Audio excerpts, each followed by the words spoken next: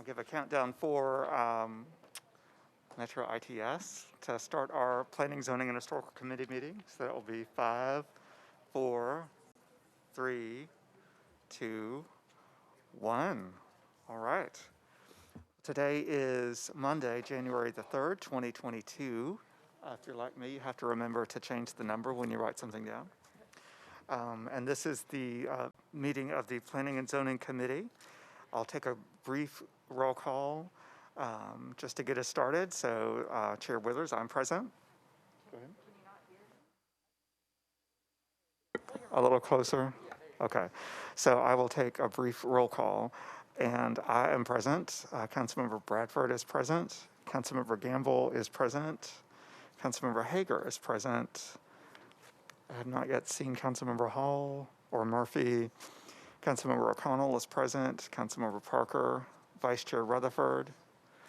Haven't yet seen Councilmember Sepulveda or Van Rees, and Councilmember Welsh is present. So I do, thank you, I do detect a quorum. So we sent out earlier today our agenda. It's a brief agenda and several items are on consent. I'll read through the consent agenda and hopefully that will leave us time for discussion for the remaining items. But the items that I have on the consent agenda are item number 1, Resolution RS 2022-1320. For Eastwood Deli, do I need to not put it on consent?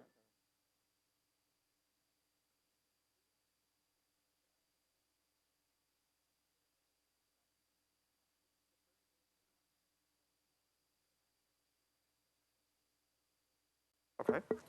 Item number 1 is on consent, RS 2022-1320. Item number 2, RS 2022-1321, which is for an aerial encroachment for Eastwood Deli Company on Eastland Avenue. Item number 3, RS 2022-1322, which is also an aerial encroachment for bootleggers at 207 Broadway. Item number 5, which is BL 2021-897, which pertains to a contextual overlay district for Councilmember Sepulveda. There's Councilmember Allen. Item number 6, BL 2021-1014, which is a lease agreement between the Metro Board of Education and Cameron College Prep. Councilmember Allen is present for that, so thank you. Item number 7, BL 2021-1015, which is a lease agreement between Metro Board of Education and Nashville Prep. And item number 9, which is BL 2021-1053, which updates the maps. So out of those items, is there anything that needs to be pulled off of consent? Matthew?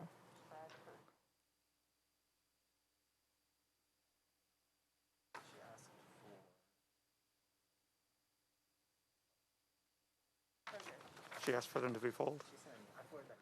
Oh, okay. Okay, so that is item number 6.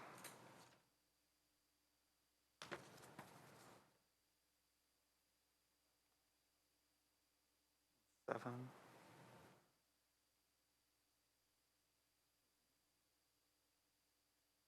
What'd you say for Bradford? Okay. Alrighty, so if there are none of those items to be removed from the consent calendar, I will, Councilor Allen, go ahead.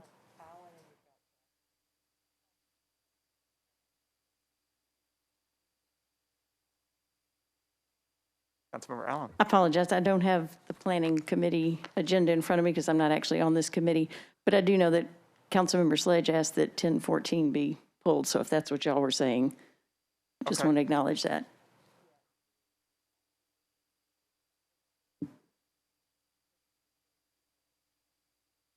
Is it your understanding that he's requesting to defer it 2 meetings by any chance? That's the council offices. I've got a letter requesting approval of 10. Item number 7. Alan.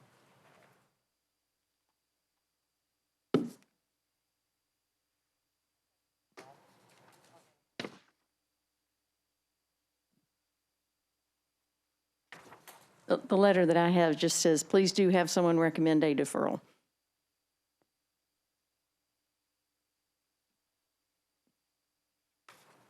And, okay, thank you. Because I've got one for, yeah, okay. Deferral 2 meetings?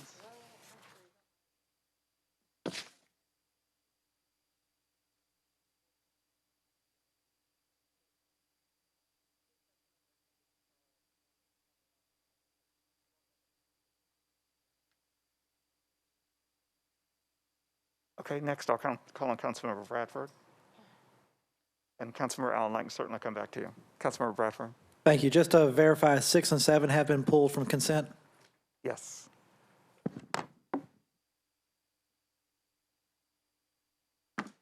Anything else?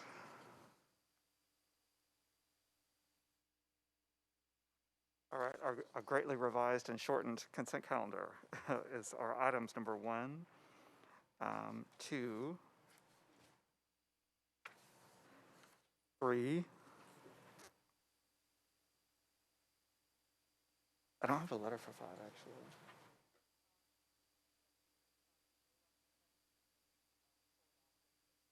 It's on second. I'll leave it on consent. We can re-refer if there are questions. Item number 5 and item number 9. So I'll read that now. So the consent calendar is item number 1, Resolution RS 2022-1320, approves Amendment 1 to an agreement between the State of Tennessee Department of Transportation and Metro Government, acting between the Department of Transport, NDOT, for the acceptance of work in connection with the construction of Hart Lane from east of Whitney Park Drive to near State Route 6 in Davidson County. Sponsors are Councilmembers Van Rees, Allen, Withers, and Young. Item number 2 on the consent agenda, Resolution RS 2022-1321, authorizes Eastwood Deli Company at 1896 Eastland Avenue to construct and install an aerial encroachment. Item number 3, Resolution RS 2022-1322, authorizes, sponsors are Councilmembers O'Connell, Withers, and Young, authorizes Bootleggers Nashville LLC to construct and install an aerial encroachment at 207 Broadway. Item number 5, ordinance on second reading, BL 2021-897. The sponsor is Councilmember Sepulveda, would apply a contextual overlay district to various properties located east of Nolensville Pike, zoned R10, R15, R20, and RS10. And then item number 9, which is ordinance BL 2021-1053. The sponsors are Withers and Young, adopts the Geographic Information System Street and Alley Centerline layer with the recordation of naming additions and deletions of acceptances and abandonments as reflected on the centerline layer to date as the official street and alley acceptance and maintenance record of the Metro government.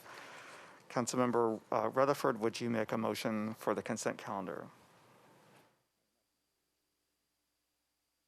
Go ahead. So moved. Motion on the consent calendar. Thank you. Any discussion? All in favor? Any opposed? Great, thank you. So now we'll move on to items that were not on the consent calendar. 1, 2, 3, 4, 5, 6.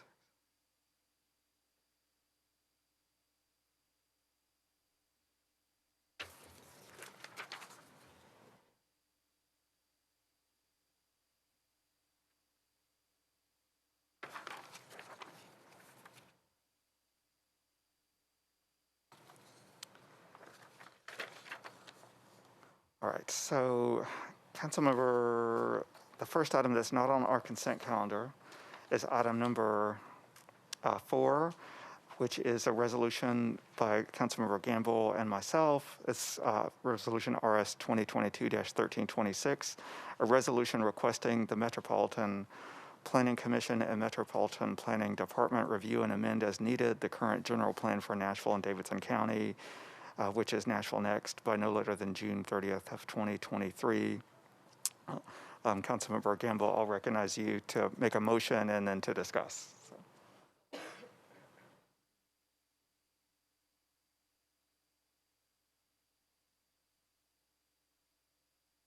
So moved.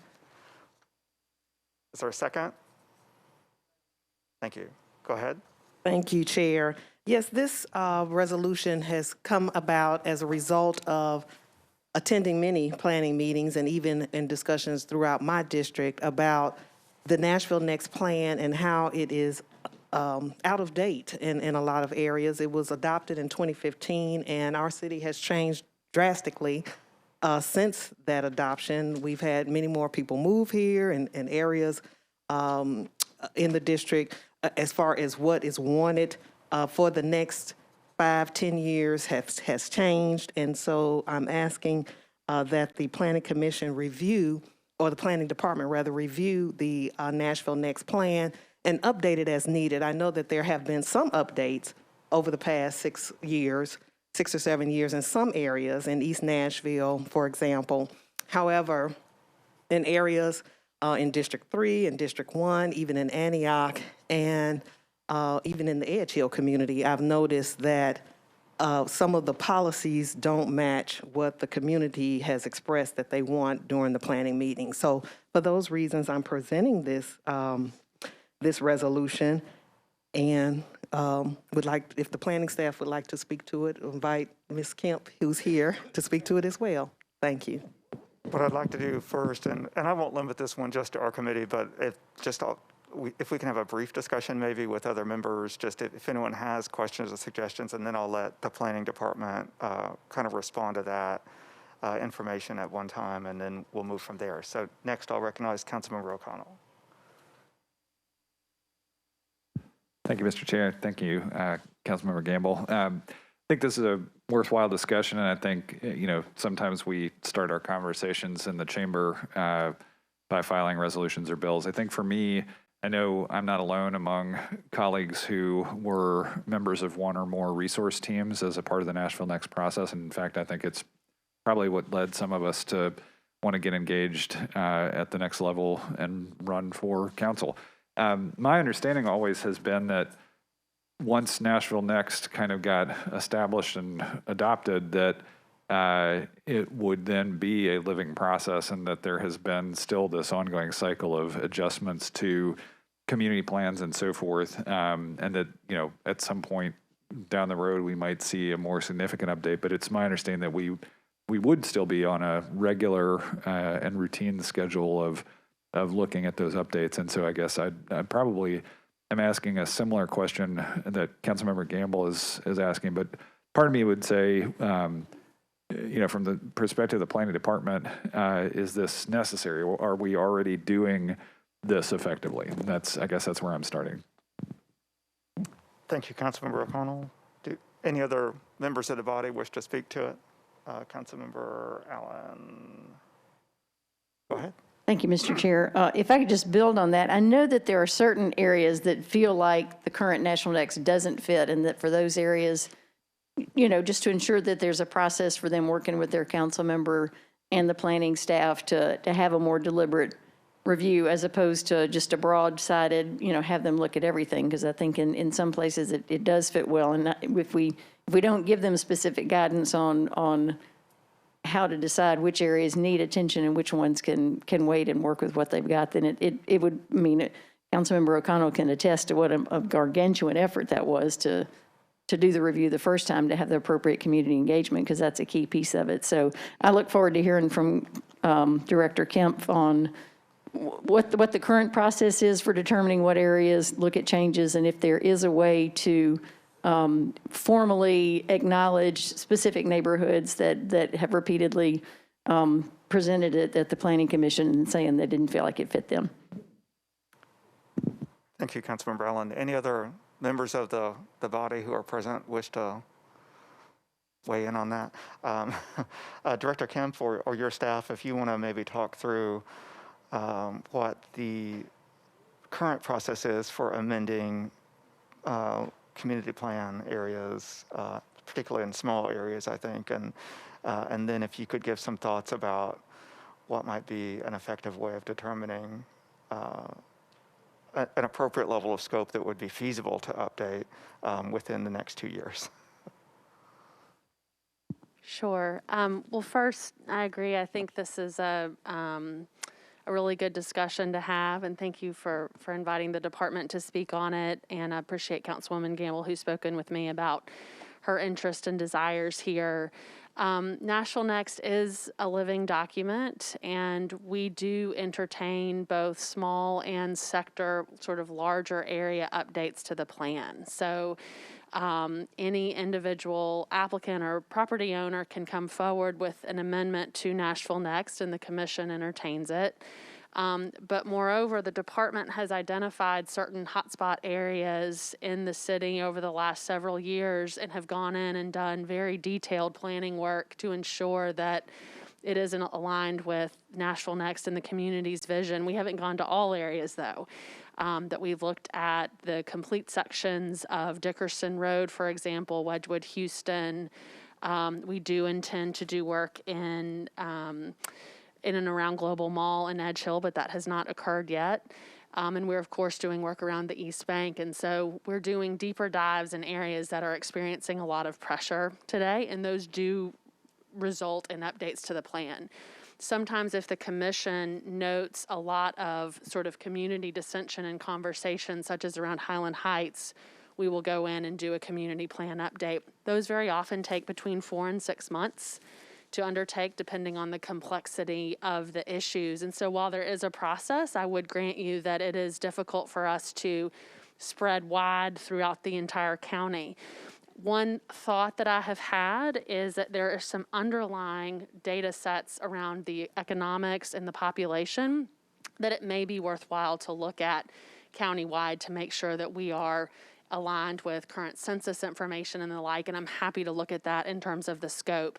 I do think if we were to undertake an entire Nashville Next revisit to the manner that we did 6 years ago, that would be quite a huge undertaking, and I think would require outside resources given the complexity of issues today. So I think sort of looking at a narrow scope of work and identifying those areas that where they may have some amount of dissension or where there are hot spots that we would characterize as a lot of, growth and change that warrant an additional look from us, I think would be warranted. And I'm happy to work with this body and you, council member, to figure out the best way for us to prioritize those areas. I would, one other thing I would say, what I wouldn't want to do is go back into areas where we've just completed planning work and say, and now we're back again and we're going to change it, because I think a lot of neighborhoods would say, hey, wait a minute, we just invested 6 months of our time and now you want to come back. So we don't want to send that message, because that exhausts people. Sure. Thank you for that. And I'll recognize Councilmember Gamble to respond. Thank you, Director Kemp, for that explanation. And I agree. I don't think we should go back and revisit updates that we've recently done. And that is why the language in the resolution is as needed, amend as needed, because some areas have already been updated and don't need to be amended. I do wonder, though, how the areas, or I guess if there is a data set point that you can look at to decide which areas do need to be reviewed and prioritize it that way. I think that would be great because, as you said, this is a long process, and if we don't need to go back and reinvent the wheel, I'm not suggesting that, but I am seeing in some areas, particularly in my district and other areas, where a review would be helpful. Director Kemp, well, first of all, are there any other members of the body that have any further feedback at this moment about it? Otherwise, I was going to ask Director Kemp, maybe to sort of respond to that and let us know if there is a feasible time period with when perhaps you could come back to the committee with some recommendations about what additional analysis or staffing resources might be coming on board relatively soon, when we could maybe revisit this topic. Yeah, sure. I would be happy to come back and talk through. There are several plan updates that were in the spending plan. For example, we have plan resources around Global Mall, as well as Edge Hill and in North Nashville. And so I'd be happy to come back and talk through what that might look like, and then get feedback about how to think through other areas where the current policy may not align with what the council members are hearing the community's goals are, and have that discussion. So I'm happy to work with you to schedule that in the coming month or so. In the coming, Yeah. like, a 1 month or some, would that be Yeah, I sufficient think time? that's reasonable. At least Yeah, sure. come back to revisit? Yeah. I'll go back to Councilmember Gamble. In that regard, I'd like to defer this resolution then until we can get more information about the process and how we'll start, and then I'll bring it back forth. So if you all are going to meet in within 1 month, I guess 2 meeting deferral, that Okay, so just as chair, I just want to make sure, so we're going to, I believe that Councilmember Gamble is going to bring a motion for a 2-meeting deferral. And then during that time, Director Kemp will provide some analysis about potential areas that could be added to the list of things to be updated. Director Kemp, is there any other additional information that the council, either the Planning and Zoning Committee or the council as a body, can provide to be helpful to you? Like, would it be helpful for folks to say, this is a particular area of a district that they think that they would like you to look at, or something like that? How can we help you be efficient during that time? Thank you. I mean, so for example, I've had several council members say to me, we think that the neighborhood evolving category, not just a neighborhood, but that itself should be looked at. I've had a council member say to me, we want to think a little differently about rural policy and how that's applied. So that has been very helpful to me. So if you have specific Nashville Next related issues or communities where you think it rises to a level of a broader look, if you could send those over to the office, to me, or to Greg Claxton, that would be great. Thank you. And in order to come back in a month, you would need that hopefully within maybe 2 weeks or something like that? Yes, that would be very helpful. Thank you. Okay. All right. So with that, I believe Councilmember Gamble has a motion for a 2-meeting deferral. Is there a second? Okay, thank you. All in favor, say aye. Any opposed? Great. So again, if folks can just send over any thoughts to Director Kempf or to Greg Claxton in the next 2 weeks, that would be helpful.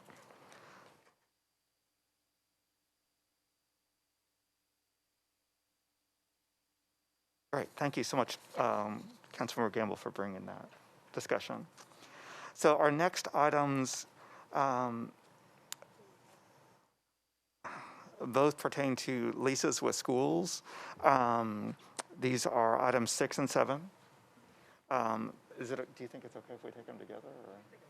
I think because they're similar. No, did not take them together? Okay. I'm seeing a head shaking no. So the first one will be item BL 2021-1014. The sponsors are Councilmembers Sledge, Allen, Withers, and Lee. This is an ordinance approving a lease agreement by and between the Metropolitan Government of Nashville and Davidson County, acting by and through the Metropolitan Board of Education and Cameron College Prep. And I believe for this one, this sponsor has requested a 2-meeting deferral. Or a deferral, at least a deferral. Councilmember Allen, since you are a sponsor who's present, would you like to be recognized on this one? Thank you, Chair. I will just say, Councilmember Sledge had said, please recommend a deferral as I am in active and productive conversations with MNPS and LEAD regarding the Cameron lease, and I'm working on getting everyone together virtually in the weeks ahead. That doesn't provide very specific guidance on whether he's requesting a 1 or 2 meeting deferral. A 2-meeting deferral. That's what I'm seeing from MNPS is a 2-meeting deferral. So, Councilmember Allen, having said that, would you bring a motion? I'm not on the committee. Oh, that's I'll right. just suggest that. Okay, then I will bring a motion for a 2-meeting deferral.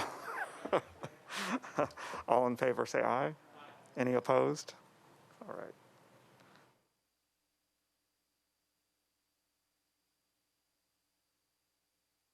Great. Our next item is item number 7. This is BL 2021-1015. The sponsors are Councilmembers Allen, Withers, Roberts, and Lee. This is an ordinance approving a lease agreement by and between the Metro Board of Education and Nashville Prep. And this one, Councilmember Allen, are you wishing to speak on this one? I would like to ask someone on the committee to move for approval, and I'm happy to give a brief explanation if that's needed. Do we have a motion to approve? Okay, so go ahead. Thank you. I know there have been some questions about how the amounts of these leases were determined and how that affects other schools, and would point the council members to a market study that's been provided by David Profit from MNPS, and even invite him to come up and speak about that does show that a consultant has provided a market study that shows that it covers cost and is also compatible with similar rents on a square foot basis for those kinds of institutional uses. Great. And Councilmember Allen, just while you have the mic, is this item also on the Budget and Finance Committee agenda? This is also on the Budget and Finance Committee agenda. I guess what I'm wondering is if we can limit the finance discussion to the Budget and Finance Committee, and then focus this discussion on the planning side Okay, of it. that would If we suit me can, just fine. so that way we don't have a lot of duplication. That's great. No, I will request that at If that appropriate committee time. members would Thank agree you. that, but I'll recognize Councilmember Parker.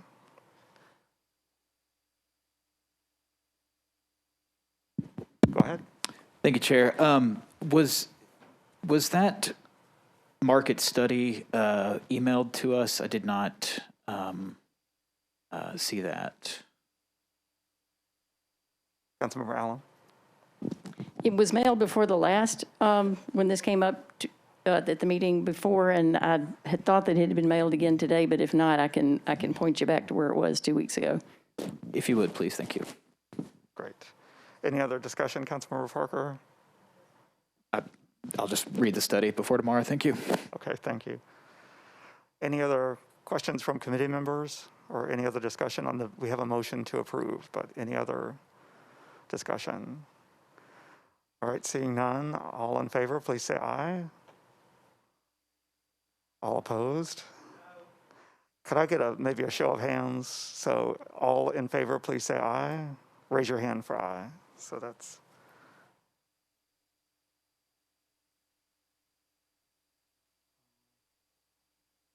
Five in favor. And those were Gamble, O'Connell.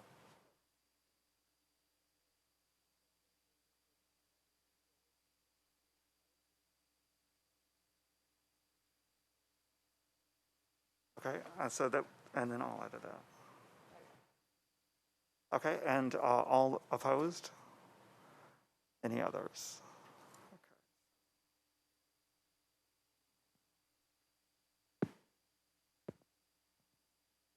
Okay, so the Planning and Zoning Committee's motion is 6 in favor, 1 against.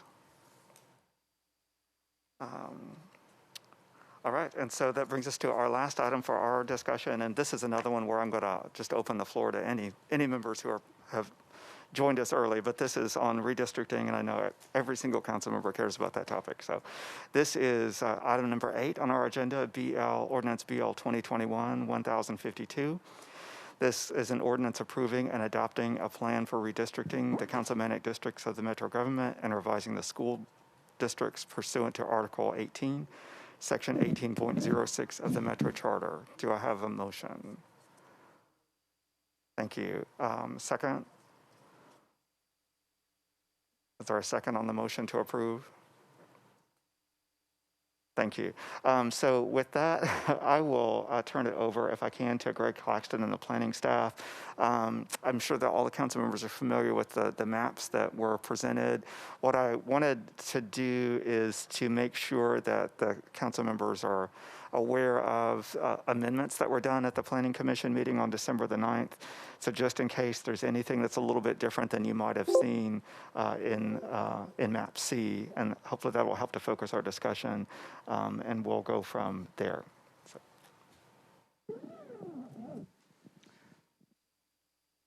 Thank you, Chair. Good afternoon, council members. Greg Claxton with the Planning Commission. I am currently pulling up the amendments that were conducted at the Planning Commission when it made a recommendation to the council.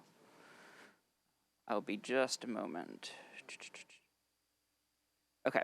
So I'm walking through the amendments that were made. There were just a small number from Proposal C, which was posted. One was to incorporate the airport fully into District 13. Planning Commission recommended that one. The second was to reorganize somewhat the District 5 and District 7 and District 3 boundaries in East Nashville and Madison. The Planning Commission recommended that one.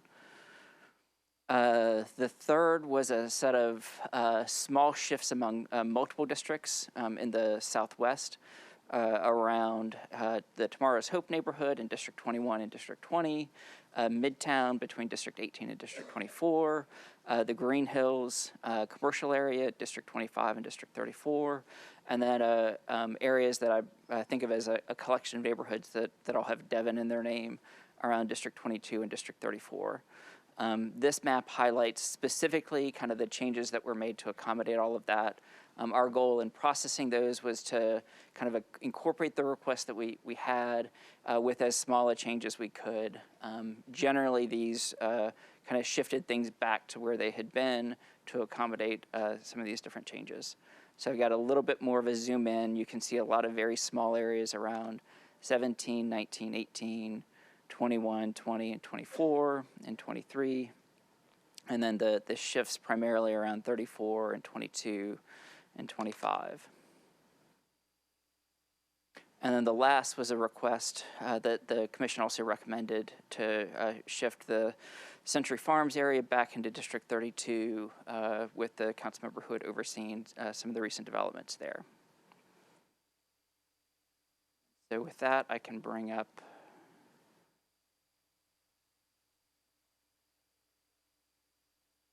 the overall recommended map.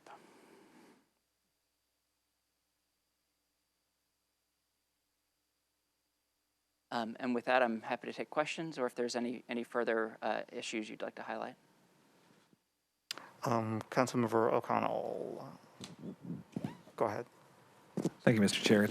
Thank you, Greg. I know how much work you've personally put into this and appreciate the investment you made in hearing from council members as well as the community. I guess my one question, I know there's not a lot we can do about it at this point, but I guess I just want to understand, I know that just because I heard from many of them as well, several members of the East Nashville community that is currently encompassed by District 5 expressed some concerns about the transition of a lot of the River North property inside the interstate loop to the portion of District 9, basically extending District 19 across the river all the way to the interstate. And I wasn't sure, there didn't seem to be a lot of discussion about the community concerns there at the Planning Commission meeting, and I don't know if you can speak to the staff perspective there.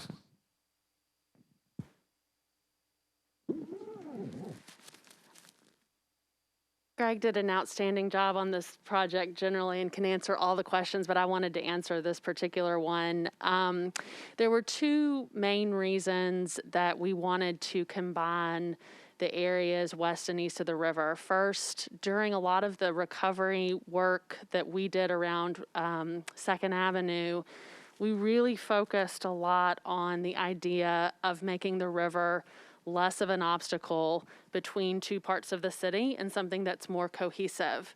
And we wanted to do everything we could to bring those communities together into a common plan. And so that's actually been very much a focus around the East Bank planning work as well as the work we've done on the West Bank. Second, as was discussed during the spending plan, there is a lot of infrastructure development work that is needed on the East Bank. Essentially, we're needing to build a city grid that does not exist there today. And so council lines and other lines are, not factors in how we build complete streets or complete greenways and the like. And having some cohesiveness around representation we think would be very helpful, whereas today we have 3 or even 4 members who are involved in some of that infrastructure planning work. I think that just in terms of the phase that we're in for development and capital planning, having a cohesive voice will be really useful, especially when you're dealing with multiple state and sort of quasi-federal infrastructure entities that we have to negotiate with. Thank you, Director Kempf. I think I appreciate the explanation there. I just want to make sure that, Councilmember Parker and his constituents who reached out to me understand, that their concerns were heard. I think there was the sense I got as we reached the closing moments of the conversation is that there was still some angst among existing constituents about that particular decision. And I don't know if there's been an opportunity to respond to people who shared those concerns with what you just shared, because I think that's going to be important as we take the votes on this. Thank you.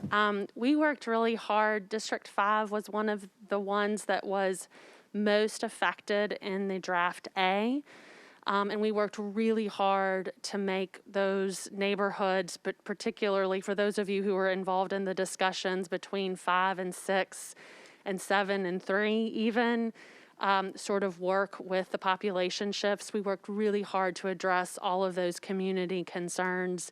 And at many of those meetings, there were questions around sort of River North and the riverfront plan. And we sort of expressed the planning goal that these be brought under a common sort of community planning vision. And so I think we did have that discussion, but that was not one of the amendments that the commission asked to entertain. So I appreciate you raising this here.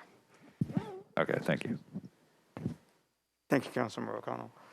Any other discussion from members of the body about the amendments? Vice Chair Rutherford. Thank you, Mr. Chair. I would like to hear a little bit of explanation in regard to the Century Farm property in southeast Nashville and the thinking behind it going back to its previous district, and whether or not there was much population that was impacted one way or the other in that, because I know it's a lot of undeveloped land right now currently developing, and just the thought process that went into that. I know that a council member has some partiality because of the amount of work that has gone into it.